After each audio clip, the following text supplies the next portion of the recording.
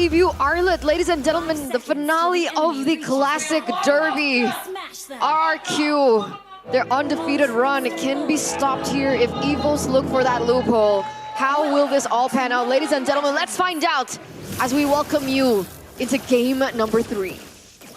Oh boy, looking at the battle spells, not a single Purify for the side of EVOS. They feel like they're the ones that are gonna be aggressing. They will need to escape from crowd control. But looking at the roster of RRQ, man, I feel like that's definitely a bold move. There's so many ways for RRQ to kind of get crowd control in with the Gatot, with the Arlet as well. And even the Sicilian, right? The claws can still also be utilized as a displacement tool when it comes down into these team fights. And sometimes you can see a lot of teams actually underestimate the power of the claws. So we'll see how this pans out. In terms of respect, you can see Toy on the Claude with the Purify, denying potential pickoffs coming in from EVOS and their tools as we take a look at the emblems. Yeah, the emblems here. Full tankiness for Edok. He's going to be the main front line. I don't know if he's going to be hiding as much or he's just going to use the AOG defensively. Those are the two ways to go about it. With Diamond having the agility though, I think roaming is definitely the name of the game here for the EXP lane to get out of it. But Suelo, again, going with the Inspire, not really concerned about the dive potential. Diamond though. Uh-oh, gonna be caught, pops in the Vengeance, but gets caught by the Onward. There it is, the chain CC of EVOS. Uh-oh, looks like they're looking for more here. RRQ though, maybe looking for a little bit of a trade back.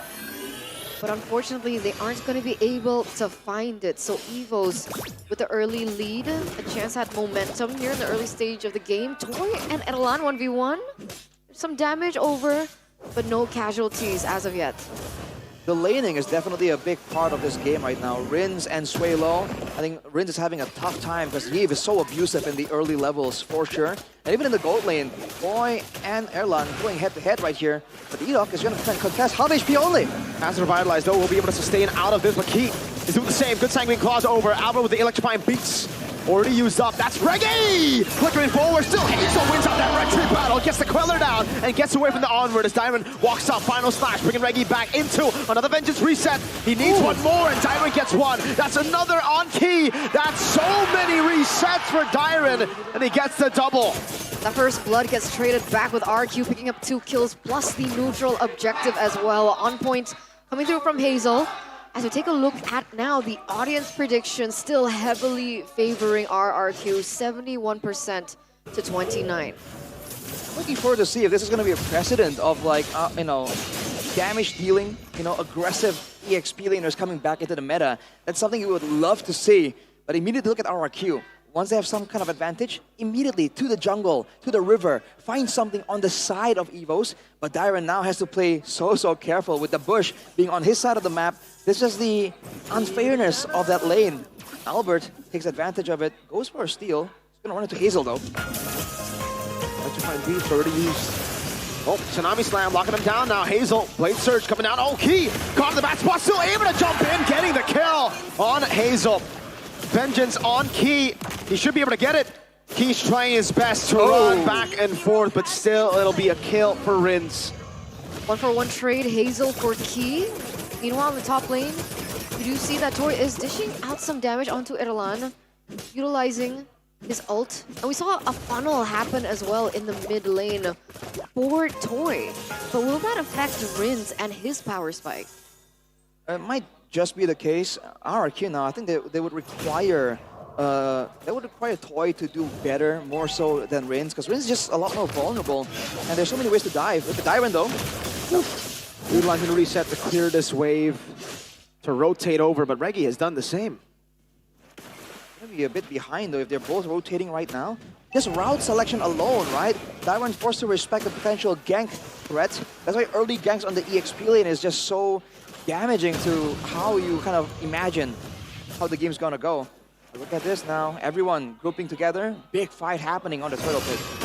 Both junglers are at the same level, but Hazel is the first one to it right now. Oh! Great read, Earthshatter flicker, red like a bet, 2-man final slash into the back now. Rins dealing damage, Tsunami Slam blocking Hazel down, but he's still able to go on to the Turtle. Soul Sever gets a buy one, get one special as Key and the Turtle falls. Erlan, Spear of Misery to put Hazel back towards the river. That's a 3-4-0 trade in favor of RRQ. Make it a 4 if they are going to be able to get this turret. The spear does not land for EVOS.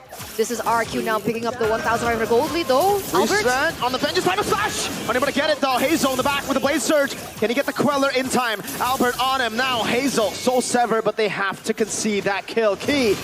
Oh, might be looking for it. Rins. He's gonna stay.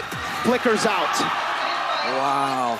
Almost basically a bait there from Key, playing it patient. But good respect from Rins. He knows that he gets targeted a lot, and he tends to overextend. But he won't be able to flicker for quite a bit right now.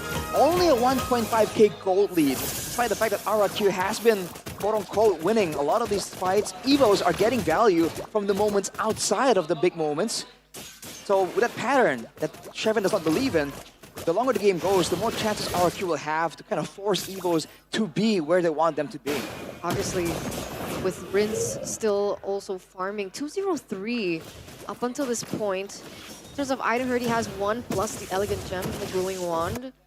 And as it gets to the 10th minute of the game, as it gets to the 15th minute of the game, those stacks are going to be all the difference when it comes down to these particular team fights. But in that previous turtle take, a huge highlight onto Hazel, right? Despite so much thrown at him, he was still able to get out and still have the ability to pick up that neutral objective, take that retry. He's juggling really well right now, and he actually has the highest amount of gold in the game, even when Toy has been taking all the gold funneled towards him. Hazel is ahead by about 50 gold. It's not a big deal. But look at Key already setting up. Iron finds him. Oh. Oh, whoa. Flicker out from Key. He had to respect that. All right, I thought the Tsunami Slam was used there, but it's not. So no Final Slash. RRQ fighting without a big ultimate tool. Yeah, no Final Slash. There you go. That's a Tsunami Slam. Another lock. Tyrant gets away with the Vengeance, and it's a free turtle to RRQ. That's perfect turtle for RRQ now. And Toy finally picks up his first item, no, his second item of the game. He's one more away of the Marksman Trinity. Yeah, only the golden staff to go here. Look at Rins though. Wait a minute. 3 seconds on Flick, unable to escape out of the M. Blocking Tyrant down, Edok right there to provide Tyrant with the necessary peel. Up top is an opportunity, but Hazel needs to be careful. That's a 2v1 up top. Airline SOD not landing. Ooh, that was a close one. But now look at the response. EVO's rotating to the top side. Hazel is in the area, but he can't do anything. The fact that Rins was so far out there, by the way, in the mid lane, that was definitely a bit of a surprise to see for us. Yeah, and he gets punished for it, right? 203 earlier on, taken down now, 213. Unfortunately, the Flicker didn't come in time. But what they can utilize is the fact that Hazel was not disrupted in the fact that he was able to get the purple buff. As we take a look at the items. That's a Holy Crystal almost completed for Albert, so magic defense is in order. There you go. Tyrant has it. Tyrant has Radiant Armor right now, so he can kind of survive longer. It's a great pick against the Eve as well, the repeated sources of damage. For now, though, I think RRQ, it's, again, it's a matter of who engages first. Oh, super safe. Even with Albert jumping back and forth, he's super safe. There's no kill threat here, because when you're on a God Thought, it's kind of like a reactive pick, right? You have to jump in for the taunt to get you, or he has to wait in the bush. Oh, yeah, second. Nice bait. Game fact by GoPay. This marks Arla's debut in MPL ID Season 15 after last being used by Luke. BTR winning against Geek.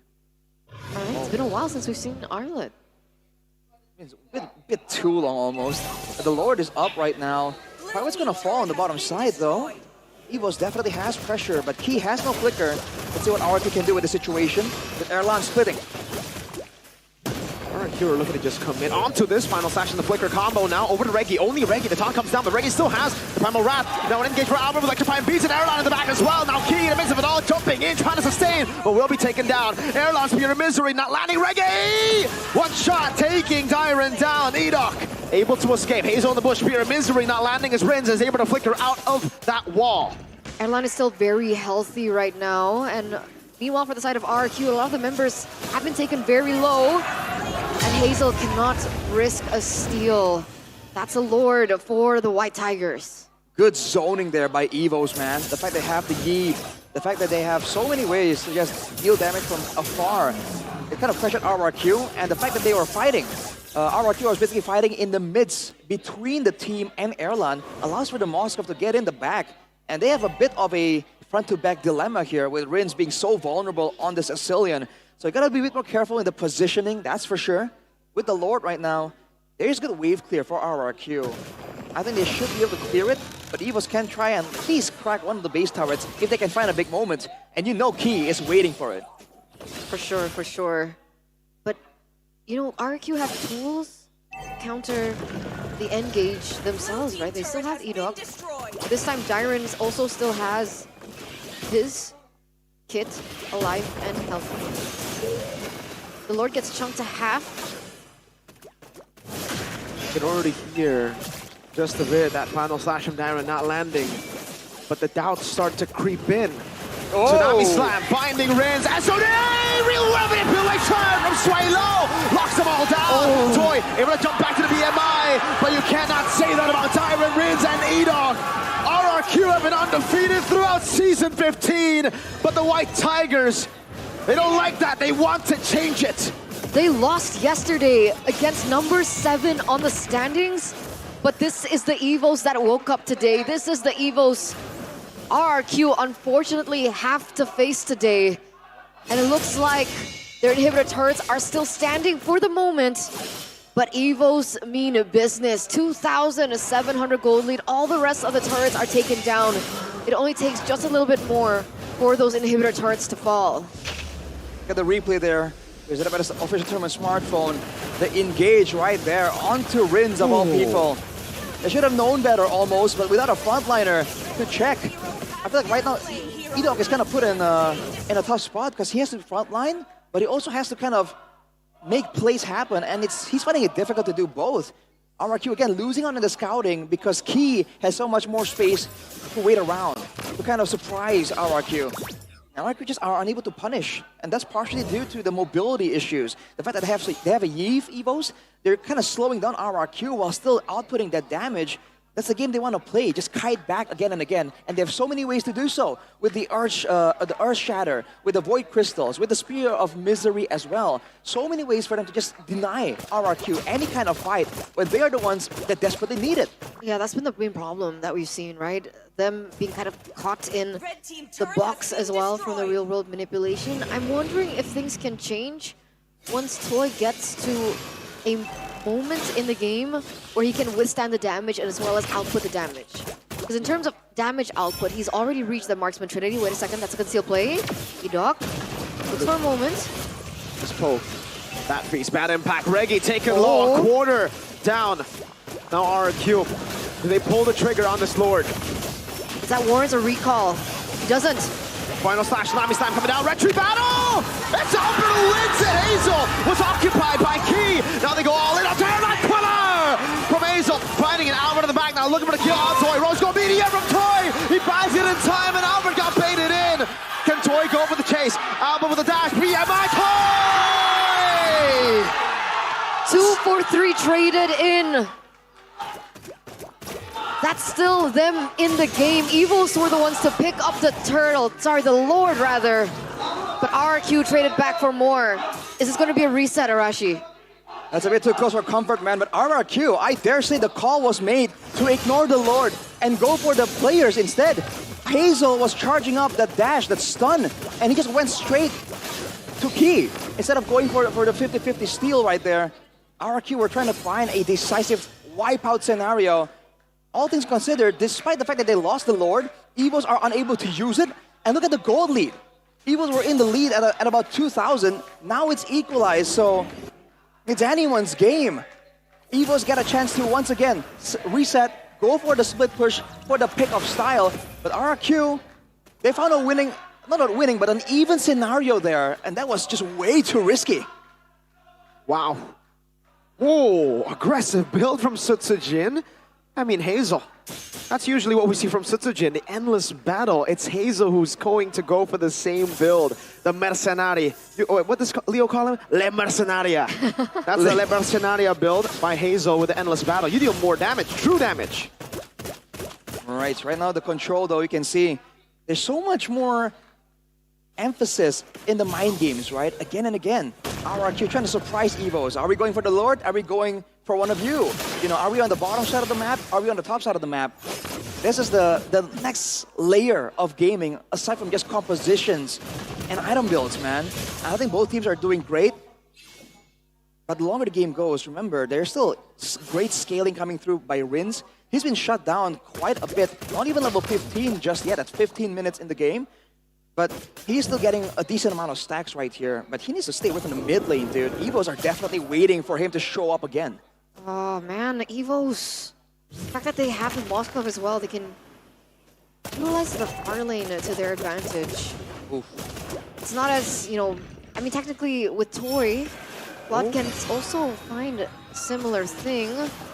As a concealed play already utilized by RRQ, EVOs back away, they play it safe. They don't find anything. Ooh, right. That's the purple not taken away. Still in the hands of Albert. That's good for EVOS. 10 seconds to go. And already Toy getting busy on the bottom side.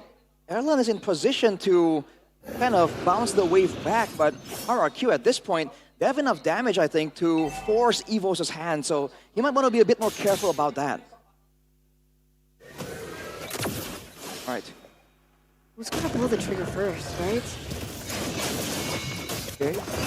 They want to pull the trigger first. RRQ, they got the proper setup. Mid lane was shoved in already. Reggie's looking for the play. Hazel. Retro win. Tsunami slam. Locking Edok down, but it's only just Edok. Reggie jumps in with an Earth Shatter. Now into the back. That's also into the Airline. Walking up Hazel with the assassination on Airline. Buys the immortality and with a crown. By so much time, but in the back, Toy has to recall. Hazel buys the Rose Gold Meteor and goes to the purple buff, sustaining away, but he will be taken down. Shut down from Sway Low. Rins gets another. That's a 2-4-3 trade. But this time RRQ, they're the ones to be able to pick up the Lord. Could this be the moment, the turnaround coming from RRQ? Can they pick up more structures on the board? Rins also finally gets that Divine Glaive. Oh man, that should be the case here. The audience goes wild, and Toy, I guess he has mobility. He's going to try and get some more value. The fact that RRQ though were able to get the Lord, force EVOS' hand, and still come out on top. Trading 2 for 3 there.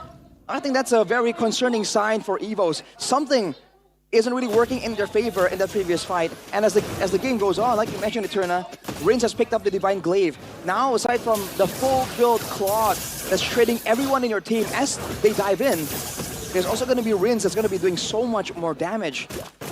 It's the poke that RRQ can utilize as we get into the neutral objective takes. Technically, I mean, Suelo does have poke too, but that spammability nature of Rins, oh, they don't commit over it. That could have been bad.